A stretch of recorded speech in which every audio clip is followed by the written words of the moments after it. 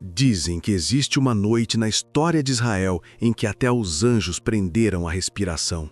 Uma noite em que o povo clamou e o céu permaneceu em absoluto silêncio. Nada, nenhum sinal, nenhuma resposta, nenhuma luz. Apenas a sensação angustiante de que Deus tinha virado o rosto. Mas o que realmente aconteceu naquela noite? E por que, mesmo em seu silêncio, Deus estava falando mais alto do que nunca? Fique até o final, porque esta é uma das noites mais misteriosas, mais sombrias e mais esquecidas de toda a Bíblia.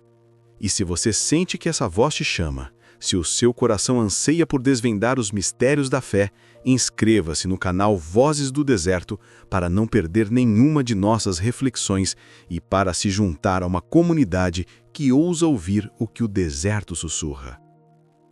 Havia um tempo em que Israel acreditava que Deus falava em cada vento que tocava as montanhas, em cada rumor distante no deserto. Um tempo em que o povo ainda se lembrava da voz que tremia o Sinai, da coluna de fogo que rasgava a madrugada e das promessas feitas aos patriarcas. Eles haviam testemunhado a mão poderosa de Deus libertando-os da escravidão no Egito, abrindo o Mar Vermelho com um poder inigualável e provendo o maná do céu no deserto por 40 anos, como registrado em Êxodo 14 e 16. Essas memórias deveriam ser um alicerce inabalável de fé, um testamento vivo da fidelidade divina. Mas os anos passaram, e com eles veio algo muito mais perigoso do que os inimigos ao redor: o costume. O povo se acostumou com Deus, se acostumou com seus sinais, se acostumou com sua presença. E, como todo coração que se acostuma demais com o sagrado, começou a ignorá-lo. Eles se tornaram como a figueira estéril, que tinha aparência de vida, a folhagem exuberante, mas não produzia frutos. Uma imagem que Jesus usaria séculos depois para descrever a religiosidade vazia. A gratidão deu lugar à complacência, a reverência à rotina, e a busca sincera à mera formalidade. Até que chegou a noite do silêncio. A história começa na época do jovem Samuel, quando Israel vivia uma crise espiritual tão profunda que já não percebia mais. Era um tempo de anarquia moral e espiritual, onde Juízes 21 e 25 nos diz que cada um fazia o que parecia reto aos seus próprios olhos. A tradução do Antigo Testamento no Ensaio da Vida Eterna nos apresenta esse versículo de uma forma que nos diz que cada um fazia o que parecia certo ao seu próprio parecer, nos mostrando o povo totalmente distraído nos suídos em si mesmo. O texto bíblico descreve esse período com uma frase que arrepia até a alma. 1 Samuel 3:1 diz: Naqueles dias, a palavra do Senhor era muito rara. As visões não eram frequentes. Uma declaração sutil, mas devastadora. Não se tratava apenas de Deus não falar. Era o povo que não ouvia. Era o sacerdote que não enxergava. Era a nação inteira envolta em ruído, distração e pecado, como se tivessem se tornado surdos espiritualmente, incapazes de discernir a voz do Eterno em meio ao clamor de seus próprios desejos e das vozes dos ídolos. Eles haviam se afastado dos mandamentos de Deus, e a corrupção havia se instalado até mesmo no santuário, através dos filhos de Eli, Ofni e Finéias, que 1 Samuel 2:12 descreve como homens ímpios não se importavam com o Senhor. Eles profanavam os sacrifícios, desrespeitavam as ofertas e se deitavam com as mulheres que serviam à entrada da tenda da congregação, como detalhado em 1 Samuel 2:22. A luz da verdade parecia se apagar lentamente e a presença de Deus, antes tão palpável, parecia se retirar para um lugar inacessível. A noite caiu sobre o santuário. As lamparinas tremulavam como se estivessem prestes a morrer. E o menino Samuel dormia perto da arca, o objeto mais sagrado da história de Israel, o trono visível da presença de Deus, o lugar onde a Shequiná, a glória divina, se manifestava. Lá fora, o vento sussurrava entre as tendas e parecia arrastar consigo um presságio. Algo estava errado. Algo silencioso, mas profundo. Algo que ninguém conseguia explicar, mas que todos sentiam no ar pesado daquela noite. A atmosfera era de uma espera tensa, de uma ausência que pesava mais do que qualquer presença, um vazio que gritava mais alto do que qualquer som. Era a quietude que precede a tempestade, ou talvez, a quietude que anunciava o fim de uma era. E naquele mesmo silêncio que parecia engolir tudo, havia um sacerdote deitado em seu quarto, já velho, cansado, e com os olhos tão fracos que mal conseguia distinguir o formato do próprio altar. Era Eli, o sumo sacerdote, um homem que cresceu vendo milagres e prodígios, mas que já não esperava mais por nenhum. Ele havia falhado em disciplinar seus filhos e sua própria casa estava sob a sombra do juízo divino, como narrado em 1 Samuel 2:29, onde Deus questiona: por que vocês pisam o meu sacrifício e a minha oferta que ordenei para a minha habitação? E por que você honra seus filhos mais do que a mim, engordando-os com o melhor de todas as ofertas do meu povo Israel? A sua visão física enfraquecida era um reflexo de sua visão espiritual turva. Ele estava no lugar de honra, mas seu coração estava distante, seus ouvidos pesados e sua alma adormecida. E naquela noite, assim como tantas outras, ele aguardava, talvez sem admitir, talvez por um resquício de esperança, ou por mero hábito, que Deus falasse. Mas o céu continuava mudo, e o silêncio era a única resposta que parecia capaz de receber. Esse é o detalhe que poucos percebem. O silêncio de Deus não começou naquela noite. Ele apenas chegou ao seu ápice.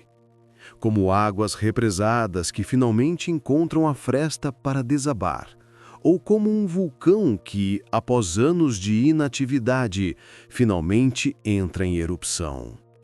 O silêncio era uma consequência, não uma causa. Era o resultado de uma nação que havia trocado a voz de Deus pelos seus próprios desejos, pelos deuses das nações vizinhas, como o povo de Israel fez tantas vezes, como em Juízes 2:11, que diz: então os filhos de Israel fizeram o que era mal aos olhos do Senhor e serviram aos Baalins. Eles haviam se esquecido de Deuteronômio 6:12, que adverte: guarda-te que não te esqueças do Senhor, que te tirou da terra do Egito, da casa da servidão.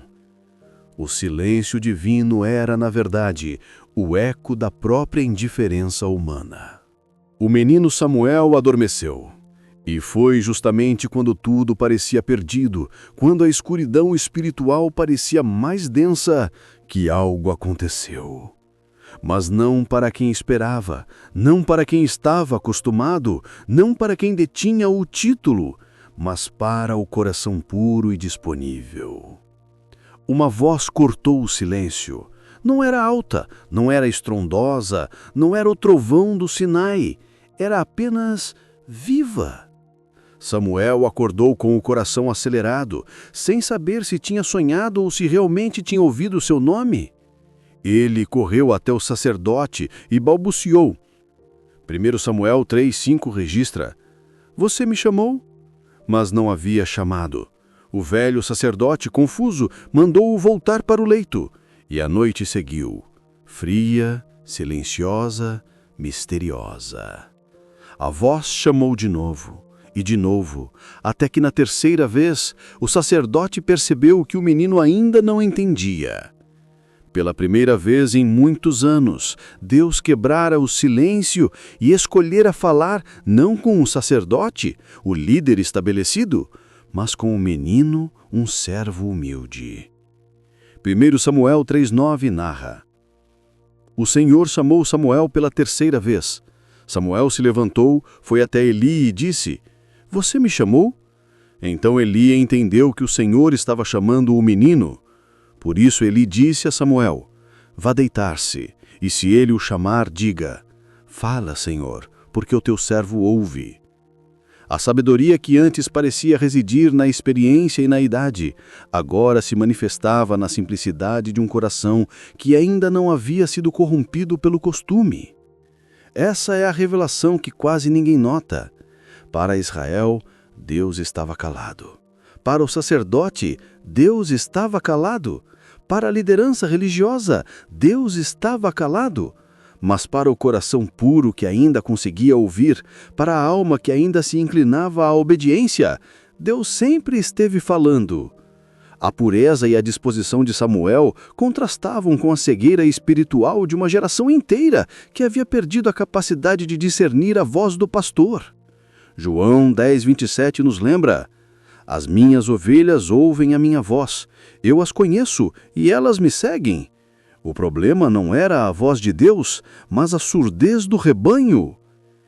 Existe um versículo antigo que diz, Salmos 34:15 afirma: Os olhos do Senhor estão sobre os justos e os seus ouvidos atentos ao seu clamor. Mas há algo ainda mais assustador que não é dito diretamente. E quando já não há justos? E quando ninguém mais quer ouvir? E quando o sagrado é tratado como rotina, como um mero ritual sem vida? Isaías 59:1-2 nos adverte com clareza. Eis que a mão do Senhor não está encolhida para que não possa salvar, nem o seu ouvido agravado para que não possa ouvir. Mas vossas iniquidades fazem separação entre vós e o vosso Deus, e vossos pecados encobrem o seu rosto de vós, para que não vos ouça. O silêncio de Deus, muitas vezes, é um reflexo direto do nosso próprio afastamento. Naquela noite, Deus não estava em silêncio. O povo é que não tinha mais sensibilidade para escutar. Eles haviam endurecido seus corações, e o profeta Jeremias já havia lamentado essa condição em Jeremias 5:21. Ouvi agora isto, ó povo tolo e sem entendimento, que tendes olhos e não vedes, que tendes ouvidos e não ouvis. Eles haviam se tornado como a terra seca e sedenta, incapaz de absorver a chuva da palavra divina. O silêncio era um grito, um último apelo à consciência de uma nação que se desviava. Quando Samuel finalmente respondeu, 1 Samuel 3:10 diz, Fala, Senhor, porque o teu servo ouve. O céu pareceu voltar a respirar.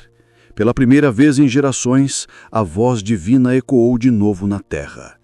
Não para consolar, não para prometer bênçãos imediatas, mas para anunciar algo que abalaria Israel até os alicerces. Deus havia se calado porque a nação havia deixado de honrá-lo. O silêncio não era ausência, era aviso, era juízo, era misericórdia atrasada, uma pausa para que pudessem refletir e se arrepender. Era a última tentativa de despertar um povo adormecido, uma última oportunidade para que se voltassem para ele, como em Oséias 6:1. Vinde e tornemos ao Senhor, porque ele despedaçou e nos sarará, feriu e nos atará a ferida. O silêncio de Deus era, paradoxalmente, uma forma de sua intervenção mais profunda. E aqui está o ponto mais profundo. O silêncio de Deus não contradiz o seu amor. Ele o revela de forma diferente. Às vezes Deus fala gritando como no Sinai, com trovões de relâmpagos.